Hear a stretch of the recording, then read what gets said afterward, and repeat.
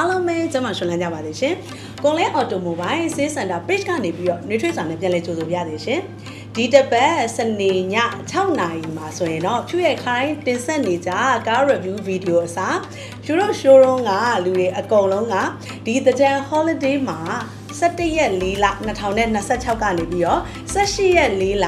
2026ထိ9ညအိတ်8ရက်ဘန်ကောက်ပတ်တရားခီးစဉ်ကိုအားလုံးအတူသွားခဲ့တာပဲဖြစ်ပါတယ်ဒီခီးစဉ်မှာဖြူတို့ဘယ်လိုမျိုးပျော်ရွှင်ခဲ့တယ်ခီးစဉ်မသွားခင်သွားနေတဲ့အချိန်မှာသွားပြီးသွားတဲ့အချိန်မှာဖြူရဲ့ဝန်ထမ်းတွေဘယ်လိုမျိုးပျော်ရွှင်ခဲ့ရဆိုတဲ့အပျော်လေးတွေကိုအားလုံးနဲ့အတူတူမျှဝေခြင်းတဲ့အတွက်ကြောင့်ဒီဗီဒီယိုလေးကိုလိုက်ကြည့်ပေးကြပါဦးနော်ကဲ let's go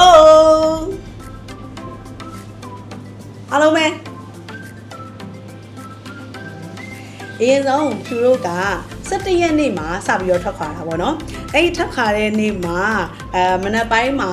စပြီးတော့လူတွေစုတယ်ပေါ့10နာရီခွဲ flight နဲ့သွားတာပါမနက်9နာရီခွဲလောက်မှာစပြီးတော့ဖြူတို့လူစုကြတယ်ပေါ့နော်လူစုတွေကလုံးဝမှားစရာမရှိဘူးအားလုံးထဲမှာအရန်ကိုထင်ပေါ်နေကို group ဆိုတာလေဒီလားဖြူတို့ထဲမှာဒါဟိုဘက်က service manager ပါကျော်လင်းလို့ခေါ်ပါတယ်အသားရောင်လေးလဲဆူဆူပီပီတောက်တောက်ပပလေးနဲ့ထင်းဆုံးလေးပါ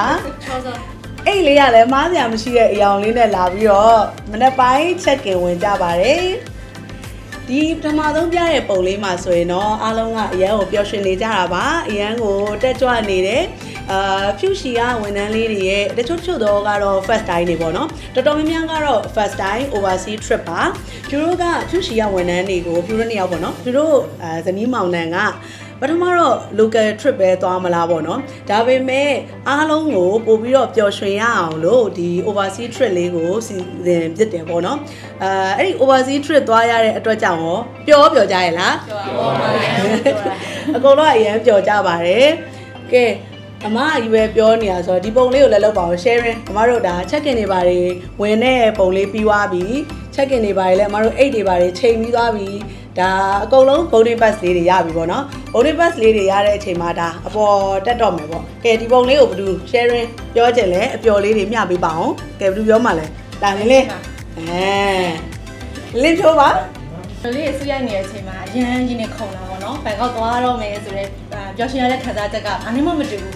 တခါမှလည်းမရောက်ဘူးနေနေအောင်သွားမှာဆိုတော့လေအရန်လည်းပျော်တယ်ရင်ခုန်ဖို့လည်းကောင်းတယ်လင်းစီးရမှာလည်းကြောက်တယ်လीအဲ့တော့လင်းမလည်းရောက်တော့ဘာမှလည်းမဟုတ်ပါဘူးဒီတိုင်းမှာပဲပုံမှန်ပဲပျော်ဖို့ကောင်းသေးတယ်လင်းစီးရတာလေဒီပုံလေးလေးရိုက်တယ်ပြီးတော့ပုံလေးအများကြီးလည်းအမှရိုက်ဖြစ်ခဲ့တယ်ပေါ့နော်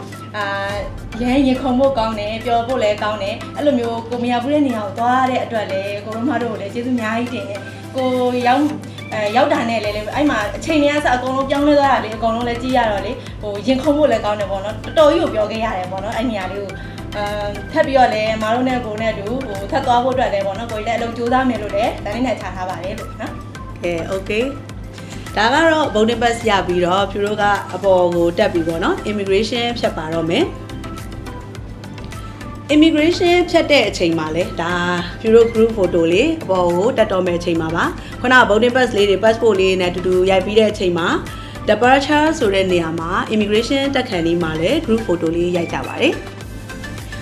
အပေါ် immigration ကိုတက်တဲ့အချိန်မှာအခုတလောက first time သွားတဲ့သူတွေကို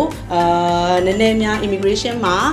အခက်အခဲလေးများရှိမလားဆိုတဲ့ဟာမျိုးလေးတွေကြုံမှာကြောက်လို့ဖြူတို့ကစာလဲကြိုပြီးတော့ထုတ်သွားပါတယ်ဖြူတို့ကိုလင်း automobile sales center ကနေပြီးတော့အခုခေါ်သွားတဲ့ဝန်ထမ်းတွေအားလုံးကို17ရက်နေ့မှာတော့သွားမယ်18ရက်နေ့မှာတော့ပြန်လာပါမယ်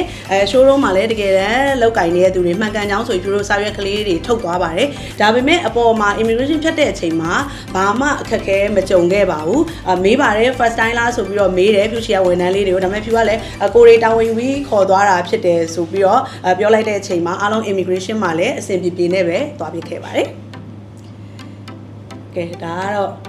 check in မှာပေါ့8တွေနဲ့8တွေနဲ့ပြီးတဲ့နောက်မှာတော့ဖြူတို့ကဲဒါလင်းမော်တက်တော့မှာပေါ့နော်ကဲလင်းမော်တက်တော့မဲ့အချိန်မှာ boarding time ခေါ်ပြီးလင်းမော်တက်ပါပြီအဲ့မှာဒီမှာထက်ရယ်မသိရယ်ထက်မသိရမှာမမျော်လင့်တာပါပဲနဲ့အမလေးဝါရောင်ဝတ်တဲ့လူကဝါရောင်ဟန်ကယ်ရီလေးနဲ့ပြာရောင်ဝတ်တဲ့သူကလည်းပြာရောင်ဟန်ကယ်ရီလေးနဲ့ ကဲတက်ခက်လေး sharing လေးလုပ်ပါအောင်ကဲဘယ်လိုပြောမှလဲမသိလား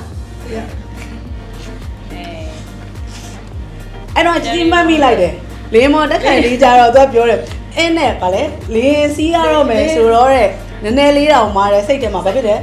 ရင်ခုန်နေရပေါ့တကယ်တမျိုးလေးဖြစ်တယ်ဆိုတော့နော်လင်းမော်တက်ခက်လေးရောလေရင်တက်ခက်လေးလေရင်မစီးဘူးတော့လေလေရင်မစီးဘူးတော့လို့ပြီးတော့ဟိုကိုရင်ညီမအတူတူစီးရတော့မယ်ဆိုတော့feeling ကပျော်တယ်ဆိုတာထက်ကိုဘယ်လိုပြောရမလဲနည်းနည်း nervous ဖြစ်တာပေါ့အဲ့လိုပေါ့နော်အရန်ကြီးဟိုဖြစ်တယ်ပြီးတော့ဟိုလေဆစီအဲ့ဒီခုန်တာပေါ့လေဆစီရလို့ရင်ခုန်တာပေါ့နော်ပြီးတော့အရှိကနေပြီးတော့ကိုရီညီမเนี่ยကောနဲ့လက်ကလေးတွေသွားတဲ့အချိန်မှာကြီးအနောက်ကနေပြီးတော့နုံးနှစ်ယောက်နောက်ကိုလှည့်လိုက်တယ်နုံးနှစ်ယောက်ကလည်းအရန်ဟိုဖြစ်တယ်နော်တဲ့ leggage ကလည်းအင်ကြီးနဲ့အိမ်နဲ့လိုက်နေရတယ်ဆိုတော့ဓာတ်ပုံရိုက်ပေးမယ်ဆိုဓာတ်ပုံရိုက်ပေးဆိုကိုကလည်းအတော်ပဲဖြစ်သွားတယ်ကိုကအစတွေကဓာတ်ပုံရိုက်တာဝါသနာပါတဲ့လူလေဆိုတော့ဓာတ်ပုံရိုက်မယ်လည်းပြောပါတယ်အဲ့ညီမเนี่ยပေးလိုက်တာပေါ့လေကဲဒါတော့လေရင်စီးပြီးသွားပြီလေရင်နဲ့ဘန်ကောက်ကိုပြိုလို့သွားကြပြီပေါ့နော်ကဲသွားပြီးတဲ့အချိန်မှာဟိုဘက်ကိုရောက်ပါပြီဟိုဘက်လေးစိတ်ကိုရောက်ပြီပေါ့နော်အခုဆိုရင်တော့ဒီပုံလေးကကျွန်တော်ဘန်ကောက်လေးစိတ်ကိုရောက်သွားတဲ့ပုံဘန်ကောက်လေးစိတ်ကိုရောက်ချင်းမှာကျွန်တော်ကတော့တိတ်ခက်ခဲမရှိဘူးအိတ်ရွေးတဲ့အချိန်ကျွန်တော်အိတ်သေးရအနေနဲ့ကြားလေးရှိတယ်ဒီလည်းရှာရအောင်ဒါလေးလိုလိုက်ရှာနေတယ်ကျွန်တော်လည်းရှာကြမလို့ပြောလာလေကျွန်တော်အိတ်လေးနဲ့ကျွန်တော်နဲ့တွဲလိုက်တဲ့အချိန်မှာကျွန်တော်လူမားစရာမရှိဘူးအေးရစီစဉ်မေးလိုက်တာပေါ့မှားမှာဘူးတဲ့တူလေးပြောရသေးတယ်ချက်ပြောရသေးတယ်ဘန်ကောက်မြေကိုရောက်တဲ့အချိန်မှာတော့ဘန်ကောက်မြေတဲ့ဘလို့လဲစိတ်ထဲမှာတော့အရန်မိမိရောက်သွားသလိုမြန်မာနိုင်ငံနဲ့မတူတော့အငြိမ်နေရအစားအကုန်လုံးကကိုယ်မှရောက်တယ်ကိုထားဖို့မရောက်ဘူးလေဂျင်းနေပဲအရန်ခုန်စိတ်တွေအရန်လောက်ရှာတယ်ဒါမှတော့အိတ်ရွေးပြီးတဲ့အချိန်လေးနော်အိတ်ရွေးပြီးတဲ့အချိန်တဲတဲ့နေရာကိုသွားတော့မယ့်အချိန်မှာတဲနေရာကိုသွားတော့မယ့်အချိန်ပေါ့နော်အကုန်လုံးကားတွေလည်းခေါ်ထားတယ်ပေါ့အဲ့အချိန်မှာမရောက်ပြီးတဲ့အချိန်လေးစောင့်ပြီးတက်ဖို့ရတယ်ပုံပြီးတော့ကျတို့က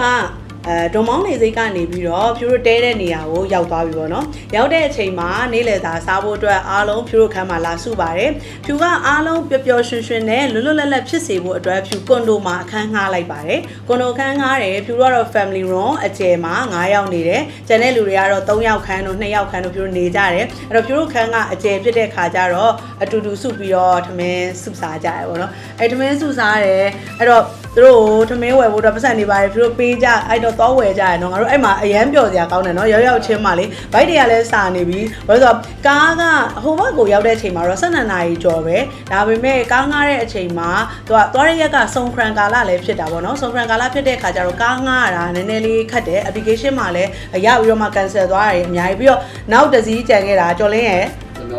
ကိုရဲ့လို့ပါအောင်အဲ့မှာကားပေါင်း9ရထင်တာကိုကပဲရောက်နေတယ်အကြာကြီးစောင့်နေပြီးတော့မှလာရေးစောင့်နေတာလက်ထွက်လာကော်လီကန်ပြီးတော့ဘယ်ရလဲ drawing လက်ကသူပြောက်ပြီးတော့လိုက်ချာ drawing လည်းပဲသွားမှာအဲ့တော့နောက်ကနေသူတို့ရောက်လာတော့တော်တော်နောက်ကျတယ်3နာရီဝန်းကျင်လောက်ဖြစ်သွားပြီထင်တယ်နော်နေ့လယ်စာစားတဲ့အချိန်ကဖြူတို့ကွန်ဒိုရဲ့နားမှာကရိုးရမှာတော့ဘယ်နားဖြစ်ဖြစ် 7-Eleven တို့ Top တို့ကနီးတယ်ပေါ့နော်ဒါပေမဲ့ဖြူတို့တဲတဲ့နေရာမှာကျတော့အောက်ကိုဆင်းလိုက်တာနဲ့လမ်းလေးဒီလိုလေးတစ်ဖြက်လေးကူးလိုက်အောင်တစ် block ပေါ့နော်ကူးလိုက်တာနဲ့ Topနည်းနည်းလမ်းဆက်လျှောက်မယ်10မိနစ်လောက်ပဲလျှောက်ရရနော်အဲဆို 7-Eleven အဲ့လိုမျိုးဆိုတော့နေ့လယ်စာစားဖို့အတွက်လည်းအဆင်ပြေတယ်ရောက်ရောက်ချင်းမှာတို့တွေအကုန်လုံးစုပြီးတော့နော်အခန်းထဲမှာပြီးတော့ဒီကနေပြီးတော့ဖြူတငယ်ချင်းရဲ့ lucky ပုံဆိုတဲ့page ပေါ့နော်သူကအသားချုပ်တွေနောက်စက်သားတို့အမဲသားတို့ဝက်သားတို့ပေါ့နော်စသဖြင့်အဲ့ဒီဟာလေးတွေသူထုတ်တယ်ဖြူတို့ sponsor ပေးလိုက်ပါတယ်အဲ့ lucky ပုံတစ်စိမ့်လေးလည်းအမတို့ရမ်းစားလို့ကောင်းတယ်နော်အမတို့စုပြီးတော့စားကြတယ်ခီးသွားတဲ့အချိန်မှာလည်း lucky ပုံလေးပါလို့ရှိရင်တော်တော်လေးအဆင်ပြေပါတယ်ဖြူတို့တူတူစုပြီးစားကြတယ်နေ့လေတစ်ဖြက်လေးတော့ပြီးသွားပြီပေါ့အမတို့အဲ့ဒါပြီးတော့ဘယ်သွားကြပြီးရတယ်အမတို့ Central World သွားတယ်နော်ကဲ Central World သွားတယ်လောက်ပါအောင် sharing လေးအမစောက်ဝယ်တာအဲ့မှာစောက်ဝယ်တာစားကုန်တာစောက်ဝယ်တာပဲအမစောက်ဝယ်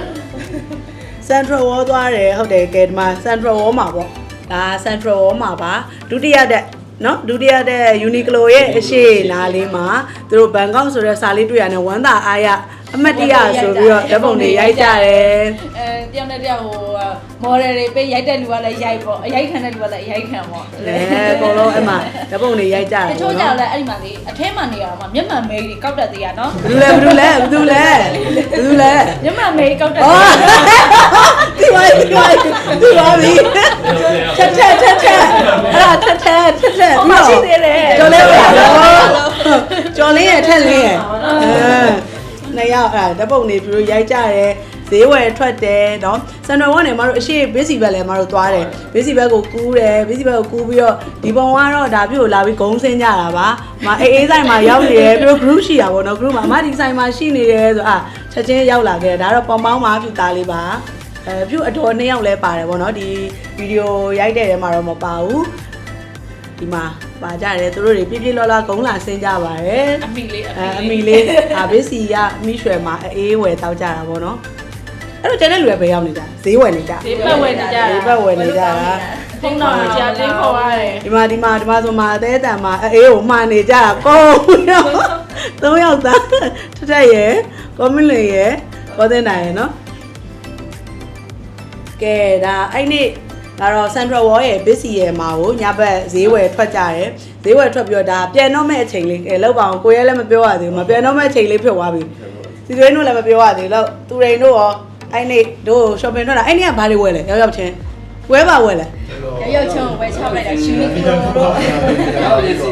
တူရင်းဝယ်တာဒါလေးပါ အော်တန်နေဆိုတာလေ တန်းနဲ့ဝယ်ချတာ ရောက်ချင်းဘစ်စီမှာစီတူရင်းဝယ်လိုက်တာဒါလေး စီသွေးဝယ်လိုက်တာလေဘေးကသူတို့2ယောက်လည်းပါတယ်လေ ဘယ်လိုလဲတာတော့ဟာတပတ်စာဆိုပြီးပညာရေးတက်ဟုတ်တယ် နော်ကိုရဲပါဝယ်လား ကျွန်တော်အိမ်မှာတော့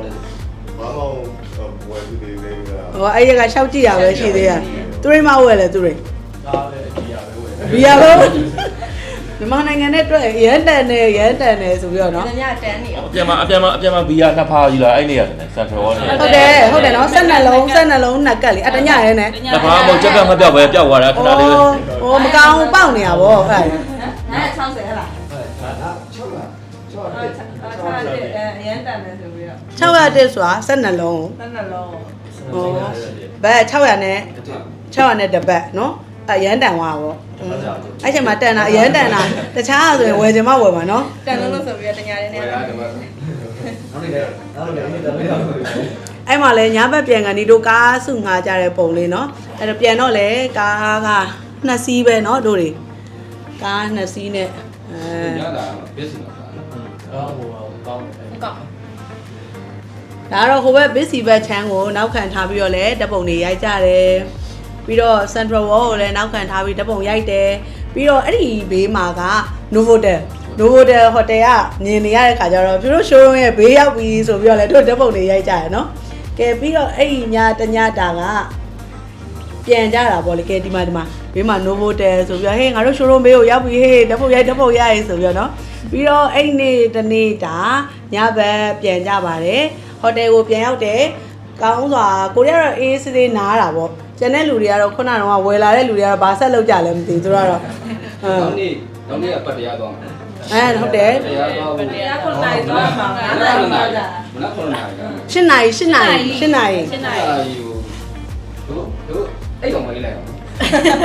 တောက်နေကြလား 9နာရီခွဲလောက်မှာတောက်လို့ပြီးတော့အဲ့ဒါရေချိုးပြီးတော့အဲ့ဒါတန်းပြီးတော့ တန်းလာကြတယ် ဟိုအဲ့ဒါ day 1မှာ day 1ကပထမဆုံးစပြီးခီးသွားကြတယ်ဘန်ကောက်ဘက်ကိုရောက်တယ်နေ့လည်စာတူတူစားတယ်ပြီးတော့ shopping ထွက်ကြတယ် shopping ထွက်ပြီးတဲ့ခါကျတော့ကိုယ့်ရဲ့တဲခိုရာနေရာမှာကောင်းမွန်စွာပြန်ပြီးတော့အိတ်ဆက်အနားယူကြပါတယ် day 2မှာကတော့ဖြူတို့ကပတ်တရားကိုသွားတာဖြစ်ပါတယ်